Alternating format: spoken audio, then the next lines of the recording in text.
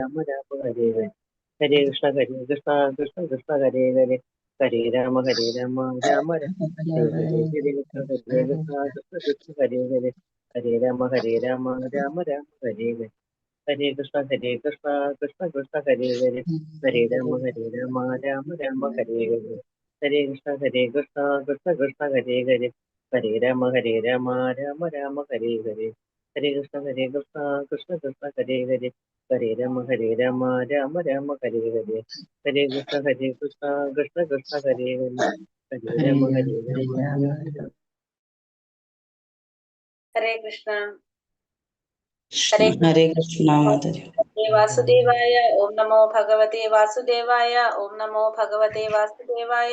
ഓം അജ്ഞാനതിമിരാന്തസ്യ ജ്ഞാനാഞ്ജനാശലാകയ ചക്ഷുരുന്മീലിതം യേന തസ്മൈ ശ്രീഗുരവേ നമഃ. നമോ വിഷ്ണുപാദായ കൃഷ്ണായ ശ്രീമതേ ഭക്തിവേദാന്ത സ്വാമിനിധി നാമിനെ. നമസ്തേ സാരസ്വതേ ദേവേ ഗൗരവാണി പ്രചാരിണേ നിർവിശേഷ ശൂന്യവാദി പാശ്ചാത്യ ദേശതാരിണേ. ജയ ശ്രീ കൃഷ്ണ ചൈതന്യ പ്രഭു നിത്യാനന്ദ ശ്രീ അദ്വൈത ഗദാധര ശ്രീവാസാദി ഗൗരഭക്ത വൃന്ദ. ഹരേ കൃഷ്ണ കൃഷ്ണ കൃഷ്ണ ഹരേ ഹരേ ഹരേ രാമ രാമ രാമ ഹരേ ഹരേ. ഹരേ കൃഷ്ണ. നിഗമ കൽപ്പതരോർഗളിതം ഫലം സുഖമുഖാമൃതദ്രവ സംയുതം പിബത ഭാഗവതം രസമാലയം മുഹുരഹോ രസികാ ഭുവി ഭാവുകാഃ. നാരായണം നമസ്കൃത്യം നരം ചൈവ നരോത്തമം ദേവീം സരസ്വതീം വ്യാസം തതോ ജയമുദിരയേത്. നഷ്ടപ്രായേഷു ഭദ്രേഷു നിത്യം ഭാഗവത സേവയ ഭഗവതേ ഉത്തമ ശ്ലോകേ ഭക്തിർഭവതി നൈഷ്ടകീ. കൃഷ്ണായ വാസുദേവായ ദേവകീ നന്ദനായ ച നന്ദഗോപകുമാരായ ഗോവിന്ദായ നമോ നമഃ. ഹരേ കൃഷ്ണ കൃഷ്ണ കൃഷ്ണ ഹരേ ഹരേ ഹരേ രാമ രാമ രാമ ഹരേ ഹരേ. ഹരേ കൃഷ്ണ. ശ്രീ ശ്രീ രാധാ ഗോവിന്ദ് ടെമ്പിൾ ഇസ്കോൺ മാംഗ്ലൂരിന്റെ ഭാഗവതം ക്ലാസ്സിലേക്ക് എല്ലാവർക്കും സ്വാഗതം. ഹരേ കൃഷ്ണ. എല്ലാവർക്കും പ്രണാമം.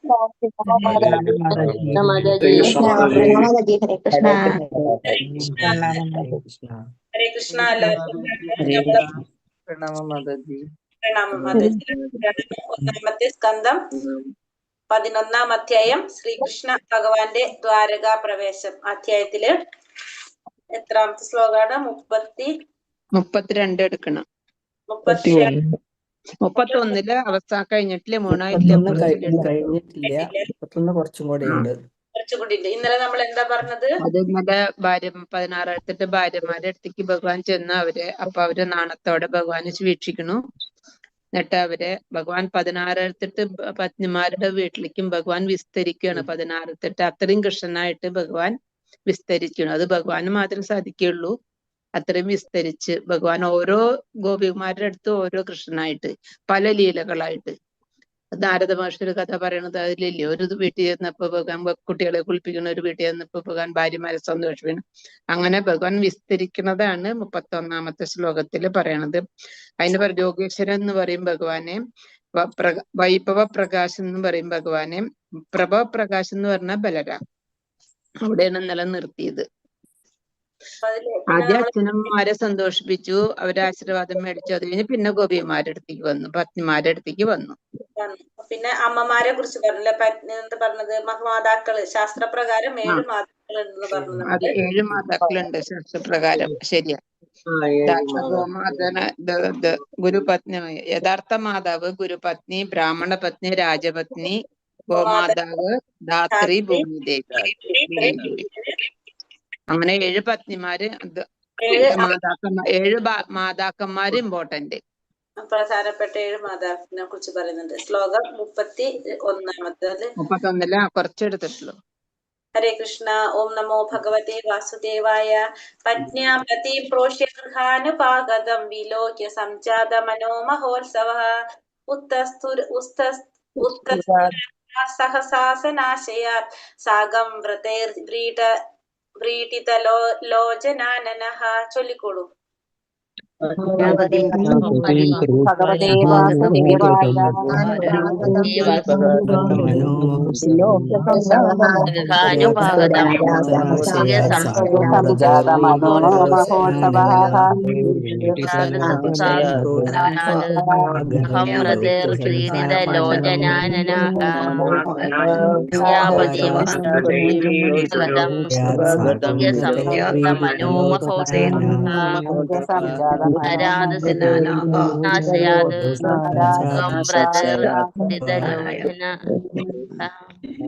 കൃഷ്ണ.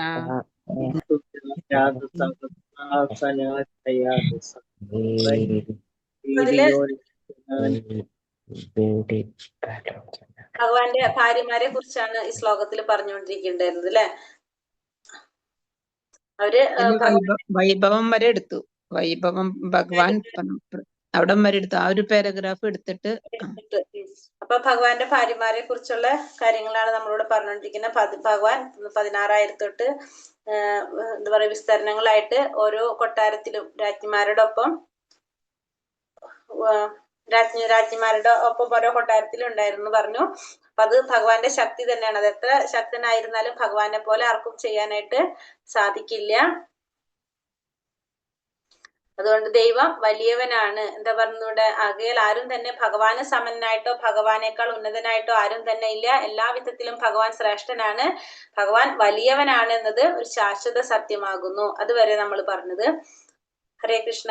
ആയതിനാൽ കുരുക്ഷേത്ര യുദ്ധം നിമിത്തം ദീർഘകാലം ഭവനത്തിൽ നിന്നും വിട്ടുനിന്ന തങ്ങളുടെ ഭർത്താവിനെ ദൂരെ നിന്നും കണ്ട മാത്രയിൽ തന്നെ രാജ്ഞിമാർ ധ്യാന നിദ്രയിൽ നിന്ന് ഉണരുകയും അവരുടെ പ്രിയതമനെ സ്വീകരിക്കുവാൻ തയ്യാറെടുക്കുകയും ചെയ്തു.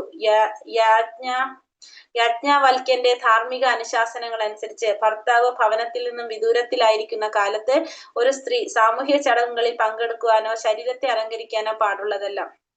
അപ്പൊ ഭഗവാനെ ദൂരെ നിന്ന് കണ്ടപ്പോ തന്നെ രാജ്ഞിമാരെന്താണ് ധ്യാന നിദ്രയിൽ നിന്ന് ഉണർന്ന് അവര് ഭഗവാനെ സ്വീകരിക്കാനായിട്ട് തയ്യാറെടുത്തു.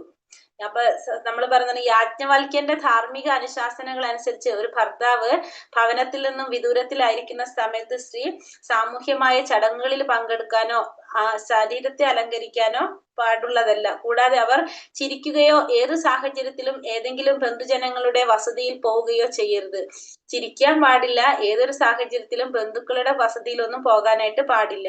ഭർത്താക്കന്മാർ ഭവനത്തിൽ നിന്നും വിദൂരത്തിലായ സ്ത്രീജനങ്ങളുടെ വ്രതമാണത്. അപ്പൊ ഭർത്താക്കന്മാര് ഭവനത്തിൽ നിന്നും വിദൂരത്തിലായ വീട്ടിൽ നിന്നും ദൂരെ പോയി കഴിഞ്ഞാല് സ്ത്രീജനങ്ങൾ എടുക്കുന്നൊരു വ്രതമാണത്. അതേസമയം വൃത്തിഹീനമായി അവർ ഭർത്തൃ സമക്ഷം ഒരിക്കലും പ്രത്യക്ഷരാകരുത് എന്നും നിഷ്കർഷിച്ചിരിക്കുന്നു. മാത്രമല്ല ഭർത്താവിന്റെ സമക്ഷത്തില് വൃത്തിഹീനമായിട്ട് പ്രത്യക്ഷമാകാനും പാടില്ല. അവൾ ആഭരണങ്ങളാൽ അലങ്കൃതയായി നല്ല വസ്ത്രങ്ങൾ ധരിച്ച് എപ്പോഴും സന്തോഷത്തോടെയും ഉല്ലാസഭരിതരുമായിട്ടായിരിക്കണം ഭർത്താവിന്റെ സമക്ഷം പ്രത്യക്ഷയാകേണ്ടത്. ശ്രീകൃഷ്ണ ഭഗവാന്റെ അഭാവത്തെ കുറിച്ച് ചിന്തിച്ച് ധ്യാനമഗ്നരായി രാജ്ഞിമാരെല്ലാം സദാ അദ്ദേഹത്തെ ധ്യാനിക്കുകയായിരുന്നു. ഇവിടെ ഒരു ഭർത്താവിന്റെ സമക്ഷത്തില് സ്ത്രീ വരേണ്ടത് എങ്ങനെയായിരിക്കണം? ഉല്ലാസഭരിതയായിട്ടായിരിക്കണം. നല്ല വസ്ത്രങ്ങൾ ധരിച്ച് അലങ്കൃതയായിട്ട് സന്തോഷത്തോടെ ആയിരിക്കണം വരേണ്ടത്. അപ്പൊ ഭഗവാന്റെ അഭാവത്തില് ഭഗവാനെ കുറിച്ച് ചിന്തിച്ച് ധ്യാനനിമഗ്നരായിരിക്കുന്ന രാജ്ഞിമാരെല്ലാം എപ്പോഴും എങ്ങനെയായിരുന്നു? ധ്യാനത്തിൽ ഭഗവാനെ ധ്യാനിച്ചു കൊണ്ടിരിക്കുകയായിരുന്നു. അപ്പൊ ഭഗവാനെ ധ്യാനിക്കാതെ ഭഗവത് ഭക്തർക്ക് ഒരു നിമിഷം പോലും ജീവിക്കാൻ സാധിക്കില്ല. അപ്പൊ ഭഗവാനെ ധ്യാനിക്കാതെ ഭഗവാന്റെ ഭക്തന്മാർക്ക് ഒരിക്കലും ജീവിക്കാനും സാധിക്കുന്നില്ല. അപ്രകാരമാകയാൽ ദ്വാരകയിലെ ഭഗവാന്റെ ലീലകളിൽ രാജ്ഞിമാരായി അവതരിച്ച ഐശ്വര്യ ദേവതകളെ കുറിച്ച് എന്തു പറയാനാണ്? അപ്പൊ ഭഗവാന്റെ രാജ്ഞിമാരെന്ന് പറഞ്ഞാൽ ആര് തന്നെയാണ്? ലക്ഷ്മി ദേവിയുടെ വിസ്തരണം തന്നെയാണ്. ഈ ദ്വാരകയില് രാജ്ഞിമാരായിട്ട് അവതരിച്ച ഐശ്വര്യ ദേവതകള് ലക്ഷ്മി ദേവിയെ കുറിച്ച് പിന്നെ എന്ത് പറയാനാണ്? അതെ, അവരെ ഒരിക്കലും ഭഗവാനിൽ നിന്ന് വേർപെടുത്തുക സാധ്യമല്ല. അപ്പൊ ലക്ഷ്മി ദേവി ഒരിക്കലും ഭഗവാനിൽ നിന്ന് വേർപെടുത്താൻ നമുക്ക് സാധിക്കുന്നില്ല. തന്റെ പ്രത്യക്ഷ സാന്നിധ്യത്തിലോ അല്ലെങ്കിൽ അവരുടെ ധ്യാന സമാധി മൂലമോ ഭഗവാൻ സദാ അവരോടൊപ്പമുണ്ട്. ഒന്നുകിൽ ഭഗവാൻ പ്രത്യക്ഷത്തിൽ അവരോടൊപ്പമുണ്ട്, അല്ലെങ്കിൽ ധ്യാനത്തിലൂടെയും അവർക്ക് എന്ത് സാധിക്കും? ഭഗവാനെ കാണാനായിട്ട് ഭഗവാൻ അവരോടൊപ്പം തന്നെ ഉണ്ടായിരിക്കും. ഗോക്കളെ മേയ്ക്കാനായി ഭഗവാൻ ദൂരെ വനത്തിലായിരുന്നപ്പോൾ വൃന്ദാവനത്തിലെ ഗോപികമാർക്ക് ഭഗവാനെ വിസ്മരിക്കാൻ കഴിഞ്ഞിരുന്നില്ല. അപ്പൊ ഗോക്കളെ മേയ്ക്കാനായിട്ട് ഭഗവാൻ വൃന്ദാവനത്തില് ദൂരെ വനത്തിലൊക്കെ പോകുമ്പോഴും ഗോപികമാർക്കും ഭഗവാനെ വിസ്മരിക്കാനായിട്ട് ഒരിക്കലും കഴിഞ്ഞിരുന്നില്ല. ബാലനായ ശ്രീകൃഷ്ണ ഭഗവാൻ ഗ്രാമത്തിൽ ഇല്ലാതിരിക്കുമ്പോൾ അദ്ദേഹത്തിന്റെ മൃദുലമായ പാദങ്ങളാൽ പരുക്കനായ നിലത്ത് നടക്കുന്നതിനെ കുറിച്ചോർത്ത് വീട്ടിലിരിക്കുന്ന ഗോപികമാർ ആശങ്കപ്പെടുമായിരുന്നു. അപ്പൊ വൃന്ദാവനത്തില് ഭഗവാൻ ഗ്രാമത്തിൽ ഇല്ലാതിരിക്കുന്ന സമയത്ത്, അതായത് വൃന്ദാവനത്തിൽ നിന്ന് പുറത്തു പോകുമ്പോ ഗോപികമാർ എന്താ ചിന്തിക്കുന്നത്? ഭഗവാന്റെ ഈ മൃദുവായിട്ടുള്ള പാദങ്ങള് ആ പരുക്കമായ സ്ഥലത്ത് ചവിട്ടുന്നതിനെ കുറിച്ച്, ആ പരുക്കനായ സ്ഥലത്ത് നടക്കുന്നതിനെ കുറിച്ച് ഓർത്ത് ഗോപികമാര് ആശങ്കപ്പെടുമാറുണ്ടായിരുന്നു. അപ്രകാരം ആലോചിച്ച് അവർ ചിലപ്പോൾ ധ്യാന സമാധിയിൽ പരവശരാകുകയും ഹൃദയവ്യഥ അനുഭവിക്കുകയും ചെയ്തിരുന്നു. അപ്പൊ അത് അങ്ങനെയൊക്കെ ഭഗവാനെ കുറിച്ചോർത്ത് അവര് പലതരത്തിലും വ്യഥകൾ അനുഭവിച്ചിരുന്നു. ശുദ്ധ ഭഗവത് സഹചാരികളുടെ അവസ്ഥ അത്തരത്തിലുള്ളതാകുന്നു. അപ്പൊ ശുദ്ധ ഭക്തന്മാരുടെ ഭഗവത് സഹചാരികളുടെ അവസ്ഥ ഇത്തരത്തിലുള്ളതാണ്. എപ്പോഴും ഭഗവാനെ കുറിച്ച് മാത്രം ചിന്തിച്ചു കൊണ്ടിരിക്കുന്നു. അവർ സദാ സമാധിയിലായിരുന്നു. ആകയാൽ ഭഗവാന്റെ അഭാവത്തിൽ രാജ്ഞിമാരും അപ്രകാരം സമാധിയിലായിരുന്നു. അപ്പൊ എപ്പോഴും അവരെങ്ങനെയായിരുന്നു? സദാ സമാധിയിലായിരുന്നു. ഭഗവാനെ കുറിച്ച് മാത്രം ചിന്തിച്ചു കൊണ്ടിരിക്കുന്ന ഒരു അവസ്ഥയിലായിരുന്നു ഗോപികമാര്. അതേ അവസ്ഥയിൽ തന്നെയാണ് ആര്? രാജ്ഞിമാരും. ഇപ്പോൾ ഭഗവാനെ ദൂരെ നിന്ന് ദർശിച്ച മാത്രയിൽ തന്നെ അവർ മേൽ വിവരിച്ച പ്രകാരമുള്ള സ്ത്രീകളുടെ വ്രതങ്ങൾ ഉൾപ്പെടെ അവരുടെ എല്ലാ ജോലികളും ഉപേക്ഷിച്ചു. ഇപ്പൊ ഭഗവാനെ ഇപ്പൊ ദർശിച്ച സമയം തന്നെ, ഭഗവാൻ ഇപ്പൊ വന്നു എന്ന് മനസ്സിലാക്കിയപ്പോ അവര് എല്ലാ തരത്തിലുള്ള ജോലികളും അവരെന്താണ് ചെയ്തുകൊണ്ടിരുന്നത്, അവരുടെ എല്ലാ വ്രതങ്ങളും എല്ലാതും ഉൾപ്പെടെ എല്ലാ ജോലികളും ഉപേക്ഷിച്ചു. ഈ സന്ദർഭത്തിൽ പതിവായ ഒരു മാനസിക പ്രതികരണം ഉണ്ടായിരുന്നുവെന്ന് ശ്രീ വിശ്വനാഥ ചക്രവർത്തി ഠാക്കൂർ പറയുന്നു. ഈ സന്ദർഭത്തിൽ പതിവായ ഒരു മാനസിക പ്രതികരണം ഉണ്ടായിരുന്നുവെന്ന് ശ്രീ വിശ്വനാഥ ചക്രവർത്തി ഠാക്കൂർ പറയുന്നു. ആദ്യമായി തങ്ങളുടെ ഇരിപ്പിടത്തിൽ നിന്ന് എഴുന്നേറ്റ് അവർ ഭർത്താവിനെ കാണാൻ ആഗ്രഹിച്ചുവെങ്കിലും സ്ത്രീ സഹജമായ ലജ്ജ തടഞ്ഞു നിർത്തി. അപ്പൊ അവരും ആഗ്രഹിച്ചു, ഭർത്താവിനെ കാണാനായിട്ട് അവർ ആഗ്രഹിച്ചെങ്കിലും സ്ത്രീ സഹജമായിട്ടുള്ള ലജ്ജ അവരെ തടഞ്ഞു നിർത്തി. എന്നാൽ ശക്തമായ ഹർഷോന്മാദത്താൽ ആ ദൗർബല്യത്തിന്റെ ഘട്ടത്തെ അവർ തരണം ചെയ്യുകയും ഭഗവാനെ ആശ്ലേഷിക്കുവാനുള്ള ആശയത്തിൽ ഉറച്ച് ആ ചിന്ത അവരെ പരിസരബോധം നഷ്ടപ്പെട്ടവരായി തീരുകയും ചെയ്തു. പിന്നെ പെട്ടെന്ന് അവരിൽ എന്ത് വന്നു? ആ ഹർഷോന്മാദത്തിന്റെ ആ ദൗർബല്യത്തിന്റെ ഘട്ടത്തെ അവർക്ക് തരണം ചെയ്യാനായിട്ട് സാധിച്ചു. മാത്രമല്ല ഭഗവാനെ ആശ്ലേഷിക്കാനുള്ള ആശയത്തിൽ ഉറച്ചുകൊണ്ട് അവരെ പരിസരബോധം നഷ്ടപ്പെട്ടവരായി തീർക്കുകയും ചെയ്തു. ഹർഷോന്മാദത്തിന്റെ ഈ പരമാവസ്ഥ മറ്റെല്ലാ ഔപചാരികതകളെയും സാമൂഹിക ആചാര്യങ്ങളെയും നിർമൂലമാക്കുകയും അപ്രകാരം ഭഗവാനെ സന്ധിക്കാനുള്ള പാതയിലെ എല്ലാ പ്രതിബന്ധങ്ങളിൽ നിന്നും അവർ മോചിതരാവുകയും ചെയ്തു. ഇതാണ് ആത്മനാഥനായ ശ്രീകൃഷ്ണനെ സന്ധിക്കുന്ന പരിപൂർണാവസ്ഥ. അപ്പൊ ഭഗവാനെ സന്ധിക്കുന്ന അവസ്ഥ എന്ന് പറയുന്നത് എന്താണ്? ഹർഷോന്മാദായിരിക്കും. വേറെ ഒന്നിനെ കുറിച്ച് നമുക്ക് ചിന്തിക്കില്ല. പരിസരബോധം നഷ്ടപ്പെട്ടവനായിട്ട് മാറാണ് ചെയ്യുന്നത്. അപ്പൊ ആ ഒരു സമയം ഭഗവാനെ ഭഗവാനെ സന്ധിക്കുന്ന ഒരവസ്ഥ എന്ന് പറയുന്നത് ഹർഷത്തിന്റെ ഉന്മാദാവസ്ഥയാണത്. അപ്പൊ പരിസരബോധം നഷ്ടപ്പെട്ടവരായിട്ട് തീരാണ് ചെയ്യുന്നത്. അപ്രകാരം ഭഗവാനെ സന്ധിക്കാനുള്ള എല്ലാ പ്രതിബന്ധങ്ങളിൽ നിന്നും അവർ മോചിതരാവുകയും ചെയ്യാണ് ചെയ്തത്. അപ്പൊ അവര് എല്ലാ തരത്തിലും ഉണ്ടായ പ്രതിബന്ധങ്ങളിൽ നിന്നെല്ലാം മോചിതരായി ഭഗവാനെ സന്ധിക്കാനുള്ളൊരു അവസ്ഥയിലേക്ക് എത്താണ് ചെയ്തത്. അതാണ് ശ്രീകൃഷ്ണ ഭഗവാനെ സന്ധിക്കുന്ന പരിപൂർണ അവസ്ഥ എന്ന് പറഞ്ഞപ്പോ ഭഗവാനെ സന്ധിക്കുന്നവരുടെ ഒക്കെ അവസ്ഥ ഇത് തന്നെയാണ്. ഭഗവാനെ കാണുന്നവരുടെ അവസ്ഥ. കാരണം അവര് ഹർഷോന്മാദത്തിന്റെ ആ ഉന്മാദ അവസ്ഥയിലായിരിക്കും പരിസരബോധം നഷ്ടപ്പെട്ടവരായിട്ട് മാറാണ് ചെയ്യുന്നത്. ഹരേ കൃഷ്ണ. ശ്ലോകം 32. താമാത്മജർ ദൃഷ്ടിഭിരന്തരാത്മന ദുരന്ത ഭാവ പരിരേപിരേ പതിം നിരുദ്ധ്യമപ്യാശ്ര വദംബു നേത്രയോർ വിലഞ്ചദീനാം ഭൃഗുവൈദ്യ വൈക്ലവാത് തമാത്മജൈർ ദൃഷ്ടിഭിരന്തരാത്മന ദുരന്ത ഭാവ പരിരേപിരേ പതിം നിരുപ്യമപ്രാശ്രവ ദംബു നേത്രയോർ വിലഞ്ചദീനാം ഭൃഗുവൈദ്യ വൈക്ലവാത്. ചൊല്ലിക്കോളൂ.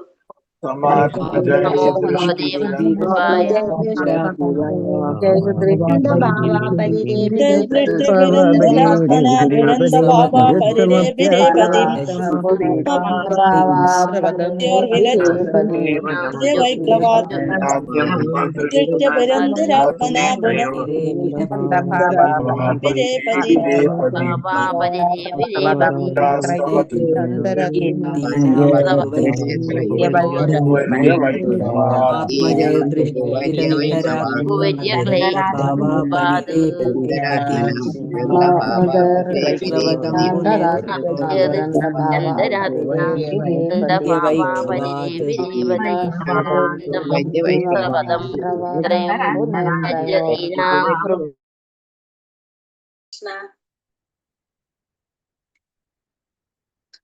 അദ്ദേഹത്തെ, അതായത് ഭഗവാനെ, ആത്മജയ് പുത്രന്മാരാൽ, ദൃഷ്ടിയാൽ, അന്തരാത്മന ഹൃദയാന്തർഭാഗത്താൽ, ദുരന്ത ഭാവ ദുസ്തരമായ ഹർഷോന്മാദം, പരിരേപിരെ ആശ്ലേഷിച്ചു, പതി ഭർത്താവ്, നിരുദ്ധം വീർപ്പുമുട്ടി, അപി അത് അങ്ങനെയായിരുന്നിട്ടും, ആശ്രവത് കണ്ണുനീർ, അമ്പു ജലത്തുള്ളികളെ പോലെ, നേത്രയോ നയനങ്ങളിൽ നിന്നും, വിലഞ്ചദീനാം ലജ്ജാവതികളായ, ഭൃഗുവര്യ അല്ലയോ ഭൃഗുവര്യ, വൈക്ലവാത് മനഃപൂർവമല്ലാതെ.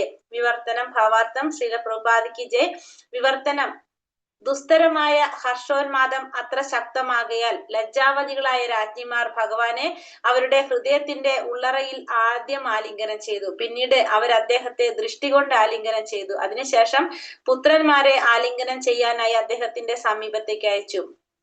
സ്വയം ആശ്ലേഷിക്കുന്നതിന് തുല്യമാണത്. ഹേ ഭൃഗുവര്യ, അവർ തങ്ങളുടെ വികാരങ്ങളെ നിയന്ത്രിക്കുവാൻ ശ്രമിച്ചെങ്കിലും മനഃപൂർവ്വമല്ലാതെ അവർ കണ്ണീർ പൊഴിച്ചു. എന്താണ്? ദുസ്തരമായ ഹർഷോന്മാദം അത്ര ശക്തമായതുകൊണ്ട് തന്നെ ലജ്ജാവതികളായിട്ടുള്ള രാജ്ഞിമാര് ഭഗവാനെ ആദ്യം അവരുടെ ഹൃദയത്തിന്റെ ഉള്ളറകളിൽ ആലിംഗനം ചെയ്തു, പിന്നെ ദൃഷ്ടി കൊണ്ട് ആലിംഗനം ചെയ്തു. അതിനുശേഷം എന്താണ്? തന്റെ പുത്രന്മാരെ ഭഗവാന്റെ അടുത്തേക്ക് അയച്ചു. അപ്പൊ ഭഗവാന്റെ പുത്രന്മാരെ ആലിംഗനം ചെയ്യുന്നത് സ്വയം ആശ്ലേഷിക്കുന്നതിന് തുല്യമാണ്. അപ്പൊ പുത്രന്മാരെ സമീപത്തേക്ക് അയച്ചു. അപ്പൊ അവർക്ക് അവരുടെ വികാരങ്ങളെ നിയന്ത്രിക്കാൻ ശ്രമിച്ചുവെങ്കിലും അവരറിയാതെ തന്നെ അവരിൽ എന്ത് വന്നു? കണ്ണുനീര് പൊഴിച്ചുകൊണ്ടേയിരുന്നു. ഭാവാർത്ഥം. ശ്രീല പ്രഭുപാദിക്ക് ജയ്.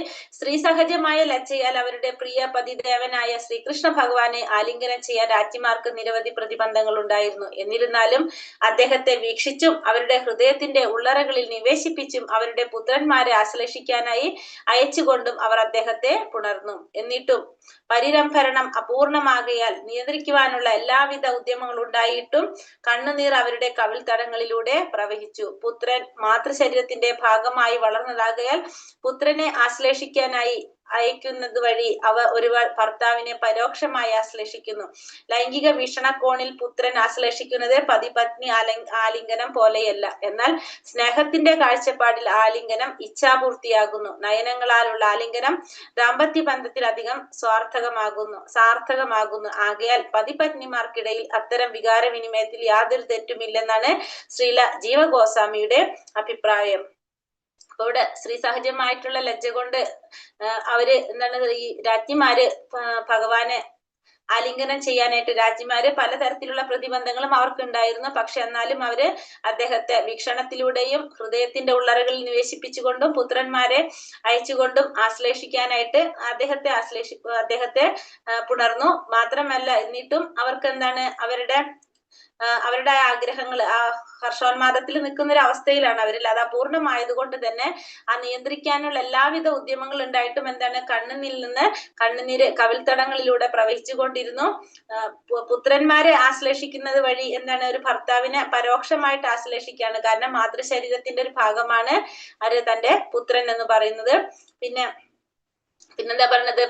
ലൈംഗിക വീക്ഷണകോണിൽ പുത്രൻ ആശ്ലേഷിക്കുന്നത് പതിപത്നി ആലിംഗനം പോലെയല്ല പുത്രന്റെ ആശ്ലേഷണം എന്ന് പറയുന്നത്. എന്നാൽ സ്നേഹത്തിന്റെ കാഴ്ചപ്പാടിൽ ആലിംഗനം ഇച്ഛാപൂർത്തിയാകുന്നു. നയനങ്ങളാലുള്ള ആലിംഗനം ദാമ്പത്യ ബന്ധങ്ങൾ അധികം സാർത്ഥകമാകുന്നു. ആകയാൽ പതിപത്നിമാർക്കിടയിൽ ഇത്തരത്തിലുള്ള വികാരവിനിമയത്തില് യാതൊരു തെറ്റുമില്ലെന്നാണ് ആര് പറയുന്നത്? ഇവിടെ ജീവഗോസ്വാമിയുടെ അഭിപ്രായത്തില് പറയുന്നത്.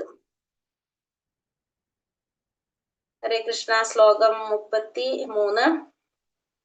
യദ്യപ്യസ്യൗ പാർശ്വഗതോ രഹോ ഗതസ് തഥാപി തസ്യാംഘ്രിയുഗം നവം നവം പദേ പദേകാവിരമേദ തത്പദാ ചലാപി യശ്രീർന ജഹാതി കർഹിചിത് യദ്യപ്യസ്യൗ പാർശ്വഗതോ രഹോ ഗതസ് തഥാപി തസ്യാംക്രിയുഗം നവം നവം പദേ പദേ കാവിരമേത തത്പദ ചലാപി യശ്രീർന ജഹാതി കർഹിചിത്.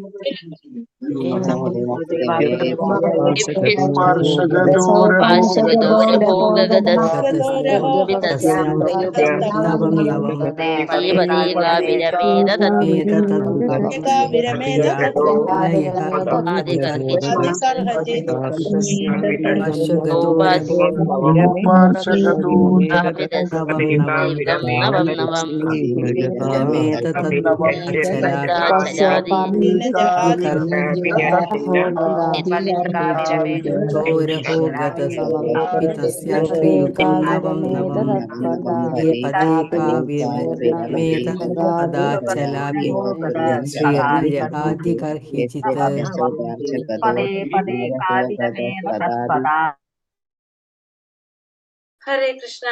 യതി എന്നുവരികിലും അപി നിശ്ചയമായും അസൗ അദ്ദേഹം, അതായത് ഭഗവാൻ ശ്രീകൃഷ്ണൻ, പാർശ്വഗത പാർശ്വത്തിൽ, രഹഗത എന്നിട്ടും, തസ്യ അദ്ദേഹത്തിന്റെ,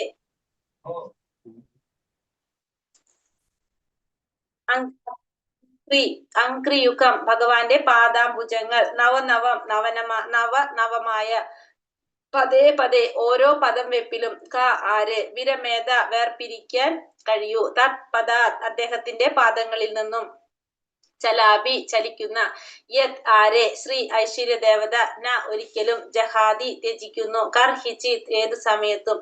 വിവർത്തനം ഭാവാർത്ഥം. ശ്രീല പ്രഭുപാദിക്ക് ജയ്. ശ്രീകൃഷ്ണ ഭഗവാൻ സദാ അവരുടെ പാർശ്വത്തിൽ നിന്ന് തികച്ചും ഏകനായി നിലകൊണ്ടിരുന്നുവെങ്കിലും അദ്ദേഹത്തിന്റെ പാദകമലങ്ങൾ അവർക്ക് നവനവമായി അനുഭവപ്പെട്ടു. സ്വഭാവേന ചപലയും ചലിച്ചുകൊണ്ടിരിക്കുന്നവളുമാണെങ്കിലും ഐശ്വര്യ ദേവതയ്ക്ക് ഭഗവത് പാദ പങ്കജങ്ങളെ ഉപേക്ഷിക്കുവാൻ സാധിക്കുന്നില്ല. ആകയാൽ ഒരിക്കൽ അഭയം പ്രാപിച്ച ആ പാദങ്ങളിൽ നിന്നും വേർപിരിയാൻ ഏത് സ്ത്രീക്കാണ് കഴിയുക? അപ്പൊ ശ്രീകൃഷ്ണ ഭഗവാൻ സദാ അവരുടെ പാർശ്വത്തിൽ തികച്ചും ഏകനായി നിലകൊണ്ടിരുന്നുവെങ്കിലും അദ്ദേഹത്തിന്റെ പാദകമലങ്ങൾ അവർക്ക് നവനവമായിട്ട് അനുഭവപ്പെട്ടു. അപ്പൊ ഭഗവാൻ ഇവരുടെ കൂടെ എപ്പോഴും, ഭഗവാൻ ഇവരുടെ ഓരോരുത്തരുടെയും കൂടെ ഭഗവാൻ ഏകനായിട്ട് ഉണ്ടായിരുന്നു. എന്നിരുന്നാലും ഭഗവാന്റെ പാദകമലങ്ങൾ അവർക്ക് എന്താണത്, നവനവമായിട്ട് പുതിയതായിട്ടാണ് അവർക്കത് അവിടെ അനുഭവപ്പെടുന്നത്. സ്വഭാവേന ലക്ഷ്മി ദേവി എങ്ങനെയാണ്, ഒരിക്കലും ഒരു സ്ഥലത്ത് സ്ഥിരമായിട്ടിരിക്കില്ല ലക്ഷ്മി ദേവി, അല്ലെ? നമുക്കറിയാവുന്നതാണ്. ലക്ഷ്മി ഒരിക്കലും സ്ഥിരമായിട്ടുണ്ടാവില്ല. പക്ഷേ സ്വഭാവേന ചലിച്ചുകൊണ്ടിരിക്കുന്നവളാണെങ്കിലും ഐശ്വര്യ ദേവതയ്ക്ക് ഭഗവത് പാദ പങ്കജങ്ങൾ ഉപേക്ഷിക്കാൻ സാധിക്കുന്നില്ല. അപ്പൊ ലക്ഷ്മി ദേവി ഒരിക്കലും ഒരു സ്ഥലത്ത് സ്ഥിരമായിട്ടില്ലെങ്കിലും ഭഗവാന്റെ പാദപങ്കജങ്ങൾ ഉപേക്ഷിക്കാനായിട്ട് ആർക്ക് സാധിക്കുന്നില്ല? ലക്ഷ്മി ദേവിക്ക് സാധിക്കുന്നില്ല. അപ്പൊ ഭഗവാനിൽ ഒരിക്കൽ അഭയം പ്രാപിച്ച ആ പാദങ്ങളിൽ നിന്ന് വേർപിരിയാൻ ഏത് സ്ത്രീക്കായിരിക്കും സാധിക്കുന്നത്? ഭാവാർത്ഥം. ശ്രീല പ്രഭുപാദിക്ക് ജയ്. ഐശ്വര്യ ദേവത സ്വഭാവേന ഒരു സ്ഥലത്തു നിന്നും മറ്റൊരു സ്ഥലത്തേക്ക് സഞ്ചരിച്ചു കൊണ്ടിരിക്കുന്നവളാണെങ്കിലും ബദ്ധ ജീവാത്മാക്കൾ സദാ അവളുടെ പ്രീതിയുടെ പിന്നാലെയാകുന്നു. അപ്പൊ നമുക്കറിയാം ലക്ഷ്മി ദേവി, ഐശ്വര്യ ദേവത എങ്ങനെയാണ്, ഒരു സ്ഥലത്തും സ്ഥിരമായിട്ടുണ്ടാവില്ല, ഒരു സ്ഥലത്തു നിന്ന് മറ്റൊരു സ്ഥലത്തേക്ക് സഞ്ചരിച്ചു കൊണ്ടിരിക്കും. പക്ഷെ ജീവാത്മാക്കളാണെങ്കിലോ, ബദ്ധ ജീവാത്മാക്കള് അവളുടെ പ്രീതിയുടെ പിന്നാലെയാണ്. അപ്പൊ നമ്മളെപ്പോഴും ഐശ്വര്യ ദേവതയെ സന്തോഷിപ്പിക്കാനായിട്ട് ശ്രമിച്ചുകൊണ്ടേയിരിക്കും. ഭൗതിക ലോകത്തിൽ എത്ര തന്നെ ബുദ്ധിമാനായിരുന്നാലും ആരും തന്നെ സ്ഥായിയായി ധനവാന്മാരാകുന്നില്ല. ഭൗതിക ലോകത്തിൽ എങ്ങനെയാണ്, എത്ര ബുദ്ധിമാരാരാണെന്ന് പറഞ്ഞാലും ഒരാൾക്കും സ്ഥിരമായിട്ട് സാധിക്കുന്നില്ല, ധനവാനായിട്ട് ഇരിക്കാനായിട്ട് സാധിക്കില്ല. കാരണം ഐശ്വര്യ ദേവത സ്ഥിരമായിട്ട് ഒരാളുടെ കൂടെ ഉണ്ടാകില്ല. ലോകത്തിന്റെ വിവിധ ഭാഗങ്ങളിൽ അനവധി ബൃഹത് സാമ്രാജ്യങ്ങളും ലോകത്തിലുടനീളം നിരവധി ശക്തരായ രാജാക്കന്മാരും അനേകം സമ്പന്നരും ഒക്കെ ഉണ്ടായിട്ടുണ്ടെങ്കിലും അവരൊക്കെ ക്രമേണ ക്ഷയിച്ചിരിക്കുന്നു. ഭൗതിക പ്രകൃതിയുടെ നിയമമാണിത്. എന്നാൽ ആത്മീയമായി ഇത് വ്യത്യസ്തമാകുന്നു. അപ്പൊ ഭൗതിക ലോകത്തില് നിരവധി സാമ്രാജ്യങ്ങളും നിരവധി ശക്തരായ രാജാക്കന്മാരും സമ്പന്നരും ഒക്കെ ഉണ്ടായെങ്കിൽ എന്താണ്, എല്ലാവരും ക്രമേണ ക്ഷയിച്ചിരിക്കും. അത് ഭൗതിക പ്രകൃതിയുടെ നിയമമാണ്. അതായത് എല്ലാ സമയത്തും ഒരാൾക്ക് എന്തുണ്ടാവില്ല, നമ്മുടെ ഒരു ജീവിതം മുഴുവൻ എന്ന് പറയല്ല, നമുക്ക് ഒരു ജീവിത കാലഘട്ടത്തില് ഏതെങ്കിലും ഒരു സാഹചര്യം നമുക്ക് ഉണ്ടാകാം, ഇത്തരത്തില് ക്ഷയം സംഭവിച്ചിരിക്കുന്ന ഒരു സമയം നമുക്ക് ഉണ്ടാകാം. കാരണം ഒരിക്കലും ഐശ്വര്യ ദേവത ഒരു സ്ഥലത്ത് സ്ഥിരമായിട്ട് ഇരിക്കുന്നുണ്ടാവില്ല. അപ്പൊ അത് ഭൗതിക പ്രകൃതിയുടെ നിയമം തന്നെയാണത്. എന്നാൽ ആത്മീയമായിട്ടാണെങ്കിലോ അത് വ്യത്യസ്തമാണ്. ബ്രഹ്മസംഹിത അനുസരിച്ച് ഭഗവാൻ അനേകായിരം ഐശ്വര്യ ദേവതകളാൽ ആദരപൂർവ്വം പരിസേവിതനാകുന്നു. അവർ സദാ ഭഗവാനോടൊപ്പം ഏകാന്ത സ്ഥലങ്ങളിലും ആകുന്നു. അപ്പൊ നമുക്കറിയാം ബ്രഹ്മസംഹിതയിൽ പറയണമെന്നല്ലേ, ലക്ഷ്മി സഹസ്ര സംപ്രമ സേവ്യമാനം ഗോവിന്ദമാദി പുരുഷം തമഹം ഭജാമി എന്നാണ് ബ്രഹ്മസംഹിതയില് ബ്രഹ്മാവ് സ്തുതിക്കുന്നത്. അപ്പൊ ആയിരക്കണക്കിന് ലക്ഷ്മിമാരെ കൊണ്ട് സേവനം ചെയ്തുകൊണ്ടിരിക്കുന്നതാണ് ഭഗവാൻ, സേവനം ചെയ്യുന്നതാണ് അവര് ഭഗവാന്. അങ്ങനെയുള്ള ഭഗവാന് ദേവതകളാൽ ആദരപൂർവ്വം പരിസേവിതനാകുന്നു. അവർ സദാ ഭഗവാനോടൊപ്പം ഏകാന്ത സ്ഥലങ്ങളിലും ആകുന്നു. അപ്പൊ ഭഗവാനോടൊപ്പം എപ്പോഴും ആരുണ്ട്? ലക്ഷ്മി ദേവി സേവനം ചെയ്തുകൊണ്ടിരിക്കുന്നുണ്ട്. പാദസേവനം ലക്ഷ്മി ദേവിയാണ്. സ്വഭാവേന ഐശ്വര്യ ദേവതമാർ ഒട്ടും സ്ഥായി അല്ലാത്തവരും ചഞ്ചലരെന്ന് വരികിലും ഒരു നിമിഷത്തേക്ക് പോലും ഭഗവാനെ ഉപേക്ഷിക്കാൻ കഴിയാത്ത വിധം അവർക്ക് എപ്പോഴും ഭഗവത് സംസർഗം പ്രചോദനകരമാവണ്ണം നവനവമാകുന്നു. അപ്പൊ സ്വഭാവേന ഐശ്വര്യ ദേവത എങ്ങനെയാണ്? ഒരു സ്ഥലത്തും സ്ഥിരതയായിട്ടുള്ളതല്ല, ചഞ്ചലയാണ്. പക്ഷേ ഒരു നിമിഷത്തേക്ക് പോലും ഭഗവാനെ ഉപേക്ഷിക്കാൻ കഴിയാത്ത വിധം എപ്പോഴും എന്താണ്? ഭഗവാന്റെ സംസർഗം ആഗ്രഹിക്കുന്നതാണ്. അത് നവനവമാകുന്നു, പ്രചോദകരമാവണ്ണം നവനവമാണ്. അത് എപ്പോഴും ഓരോ പ്രാവശ്യവും എന്താണ്? അത് പുതിയത് പോലെയാണ്, പ്രചോദകരമാകുന്ന വിധത്തിൽ പുതിയതായിട്ടാണ് അനുഭവപ്പെടുന്നത്. ഭഗവാനുമായുള്ള ആത്മീയ ബന്ധം അത്യന്തം ഉത്സാഹജനകവും സർഗാത്മകവും ആകയാൽ ഒരിക്കൽ അദ്ദേഹത്തെ അഭയം പ്രാപിച്ച ആർക്കും ഭഗവത് സംസർഗം ഉപേക്ഷിക്കാൻ സാധ്യമല്ല. അപ്പൊ ഭഗവാനുമായിട്ടുള്ള ഒരു ആത്മീയ ബന്ധം അങ്ങനെയുള്ളതാണ്. അത് ഉത്സാഹജനകമാണ്, പിന്നെന്താണ്? സർഗാത്മകവും ആയതുകൊണ്ട് തന്നെ ശാശ്വതമായിട്ടുള്ള ഒരു ബന്ധമാണ്. ആരായിട്ടുള്ള ബന്ധം? ഭഗവാനുമായിട്ടുള്ള ആത്മീയ ബന്ധം. അതുകൊണ്ട് തന്നെ ഒരു പ്രാവശ്യം അഭയം പ്രാപിച്ചു കഴിഞ്ഞാൽ ഭഗവാന്റെ സംസർഗം ഉപേക്ഷിക്കാനായിട്ട് ആർക്കും സാധിക്കുന്നില്ല. ജീവാത്മാക്കളുടെ വ്യവസ്ഥാപിത സ്വഭാവം സ്ഥൈണ ഭാവമാകുന്നു.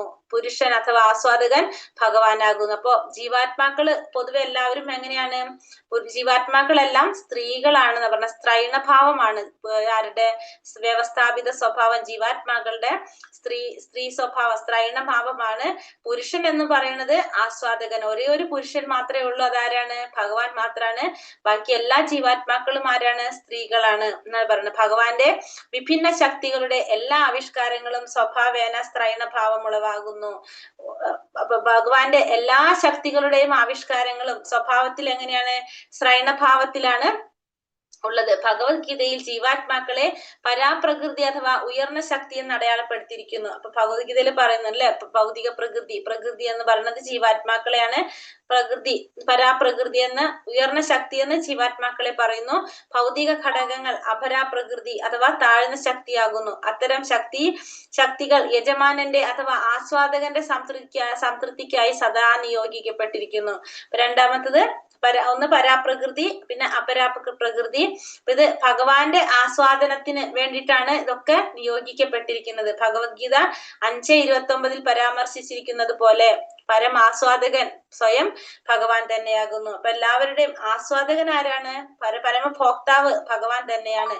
ആകയാൽ ശക്തികൾ നേരിട്ട് ഭഗവത് സേവനത്തിൽ നിരതമാകുമ്പോൾ സ്വാഭാവികമായ പകിട്ട് പുനരുദ്ധീകരിക്കപ്പെടുകയും അപ്രകാരം ശക്തിയും ശക്തിമാനും തമ്മിലുള്ള പരസ്പര ബന്ധത്തിൽ അസമാനത ഇല്ലാതാവുകയും ചെയ്യുന്നു. അപ്പൊ അങ്ങനെ ശക്തി ഭഗവാനിൽ സേവന നിരതരാകുമ്പോ ഭഗവാനെ ശക്തിമാന് സേവനം ചെയ്തുകൊണ്ടിരിക്കുമ്പോ സ്വാഭാവികമായിട്ടും എന്താണ്? അതിന്റെ പകിട്ട് പുനരുദ്ധീകരിക്കപ്പെടുകയും ഇവർ തമ്മിലുള്ള ബന്ധത്തിൽ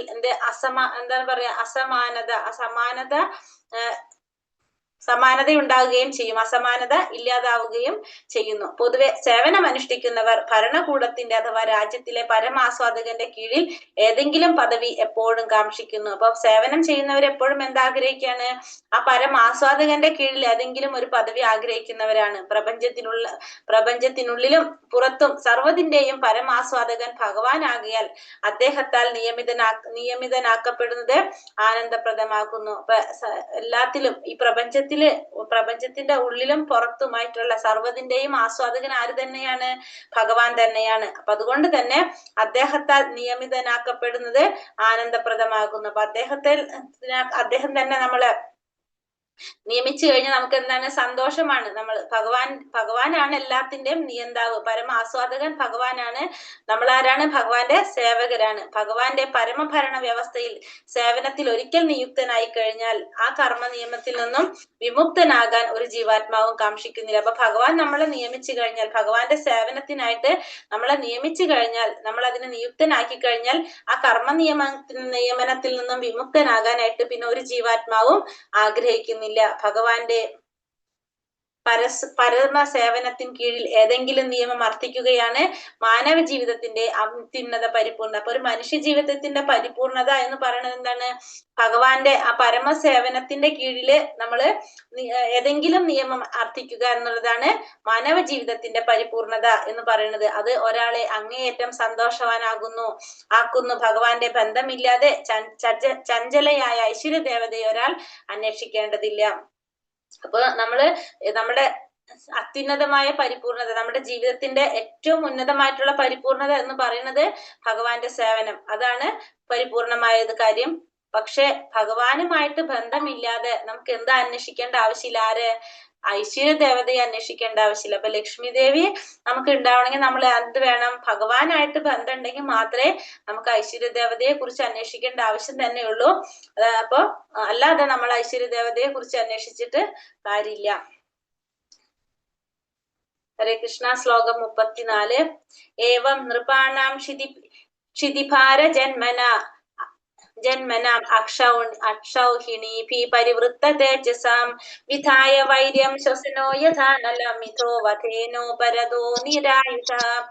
ഏവം നൃപാണാം ക്ഷിതിഭാര ജന്മനാം അക്ഷൗഹിണീഭി പരിവൃത്ത തേജസാം വിധായ വൈര്യം ശ്വസനോ യഥാ നലമിഥോ വധേനോ പരതോ നിരായുധ. ചൊല്ലിക്കോളൂ.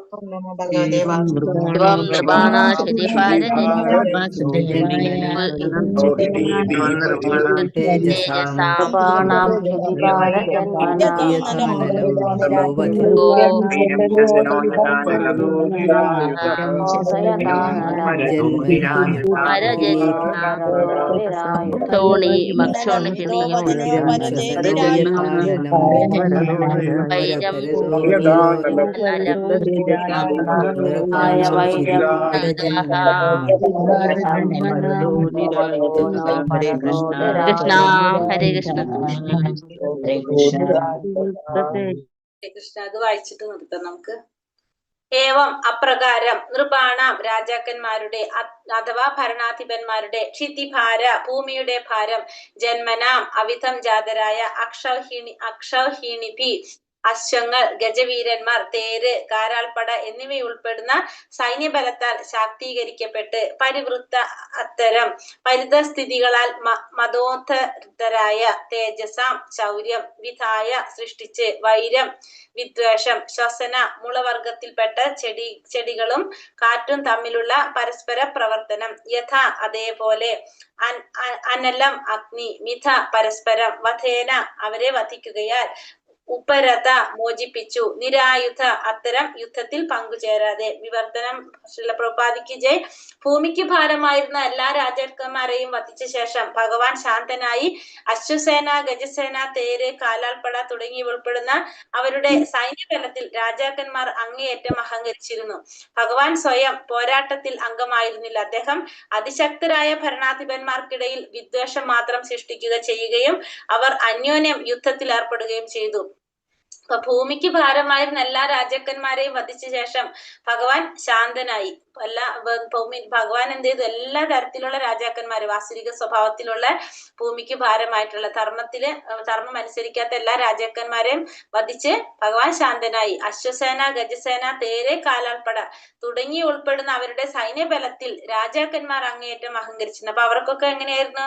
വലിയൊരു സേന ഉണ്ടായിരുന്നു. അശ്വത്തിന്റെയും ഗജത്തിന്റെയും തേര്, കാലാൾപ്പടയൊക്കെ ആയിട്ടുള്ള വലിയൊരു സേന തന്നെ ഇവർക്ക് എല്ലാവർക്കും ഉണ്ടായിരുന്നു. അപ്പൊ അതിന്റെ ബലത്തിൽ അവർ അഹങ്കരിച്ചിരുന്നു. ഭഗവാൻ പക്ഷെ എന്താണ്? ഇവരുടെ കൂടെ പോരാട്ടത്തിൽ ഭഗവാൻ അംഗമായിരുന്നില്ല. ഭഗവാൻ എന്താ ചെയ്തത്? അദ്ദേഹം അതിശക്തരായ ഭരണാധിപന്മാർക്കിടയില് വിദ്വേഷം മാത്രം സൃഷ്ടിക്കുകയും ചെയ്തു. അപ്പൊ ഭഗവാൻ എന്ത് ചെയ്തു? ഇവരുടെ ഇടയില് തമ്മില് വഴക്കുണ്ടാക്കിപ്പിച്ചു സൃഷ്ടിക്കുകയും അവർ അന്യോന്യം യുദ്ധത്തിൽ ഏർപ്പെടുകയും ചെയ്തു. മുളകളെ അന്യോന്യം ഉരസിപ്പിച്ച് അഗ്നി ജ്വലിപ്പിക്കുന്ന കാറ്റിനെ പോലെയായിരുന്നു അദ്ദേഹം. അപ്പൊ ഭഗവാൻ ഇവിടെ എന്താ ചെയ്തത്? രാജാക്കന്മാരെ തമ്മില് വിദ്വേഷം ഉണ്ടാക്കിയിട്ട് അവരെ കൊണ്ട് തന്നെ അങ്ങോട്ടും ഇങ്ങോട്ടും തല്ലുണ്ടാക്കിച്ച്. അപ്പൊ എന്താ സംഭവിച്ചത്? എങ്ങനെ പറഞ്ഞത്? മുളകള് അന്യോന്യം ഉരസിപ്പിച്ച് അഗ്നി ജ്വലിപ്പിക്കുന്ന കാറ്റിനെ പോലെയാണ് ഇവിടെ ആര് ചെയ്തത്? ഭഗവാൻ ചെയ്തത്. പക്ഷെ ഭഗവാൻ എന്ത് ചെയ്തില്ല? പോരാട്ടത്തിൽ അംഗമായില്ല. അവരെ കൊണ്ട് തന്നെ തമ്മില് തല്ലിപ്പിച്ച് അവരൊക്കെ എന്ത് ചെയ്തു? തമ്മില് വധിച്ചു എന്നാണ് പറയുന്നത്. ഹരേ കൃഷ്ണ. ഭാവാർത്ഥം നാളെ എടുക്കാം. കൽപത രൂപേശ കൃപാ സിന്ധോഭ്യവ ച പതിതാനാം പാവനേഭ്യോ വൈഷ്ണവേഭ്യോ നമോ നമഃ. അനന്തകോടി വൈഷ്ണവൃന്ദി की जय, श्रील प्रभुपाद की जय, गुरुदेव की जय, निताय गौर प्रमानंदे। हरि हरि बोल। हरे कृष्ण। हरे कृष्ण। हरे कृष्ण प्रणाम माता जी। प्रणाम माता जी। हरे कृष्ण माता जी प्रणाम। प्रणाम। हरे कृष्ण माता जी प्रणाम। प्रणाम माता जी। ദിവസം വേണ്ടി വരും. ഈ അധ്യായം തീരാനായിട്ട് നാളെ മറ്റന്നാളും കൊണ്ട് കഴിയുമായിരിക്കും.